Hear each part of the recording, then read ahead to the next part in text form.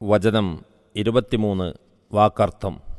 ഇന്നല്ലാഹ നിശ്ചയമായും അല്ലാഹു യുദ്ഖിലു പ്രവേശിപ്പിക്കുന്നു അല്ലദീന ആമനു വിശ്വസിച്ചവരെ വഅമിലു സ്വാലിഹാത്തി സൽക്കർമ്മങ്ങൾ പ്രവർത്തിക്കുകയും ചെയ്ത ജന്നാത്തിൻ സ്വർഗങ്ങളിൽ തജ്രി ഒഴുകിക്കൊണ്ടിരിക്കുന്നു നടന്നുകൊണ്ടിരിക്കുന്നു മിൻ തഹ്തിഹ അതിൻ്റെ അടിഭാഗത്തുകൂടി അൽ അൻഹാറു നദികൾ അരുവികൾ യുഹല്ലൗന അവർക്ക് ധരിപ്പിക്കപ്പെടും അണിയിക്കപ്പെടും ഫീഹ അതിൽ മിൻ അസാവിറ വളകൾ മിൻ ദഹബിൻ പൊന്നിൻ്റെ വലുലുഅൻ മുത്തും വലിബാസുഹും അവരുടെ വസ്ത്രം ഫീഹ അതിൽ അവിടത്തിൽ ഹരീർ പട്ടാണ്.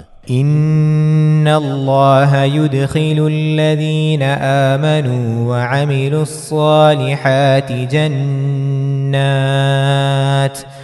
ജന്നാത്തിൻ തജ്രീ മിൻ തഹ്തിഹൽ അൻഹാറു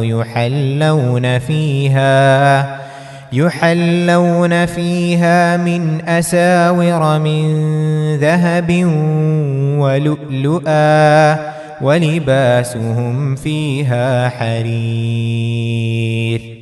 നിശ്ചയമായും വിശ്വസിക്കുകയും സൽക്കർമ്മങ്ങൾ പ്രവർത്തിക്കുകയും ചെയ്തവരെ അല്ലാഹു താഴ്ഭാഗത്തുകൂടി നദികൾ ഒഴുകിക്കൊണ്ടിരിക്കുന്ന സ്വർഗങ്ങളിൽ പ്രവേശിപ്പിക്കുന്നതാകുന്നു. അവർക്കവിടെ സ്വർണത്തിൻ്റെ വളകളും മുത്തും അണിയിക്കപ്പെടും. അതിൽ അവരുടെ വസ്ത്രം പട്ടുമാണ്. വചനം 24 വാക്കർത്ഥം.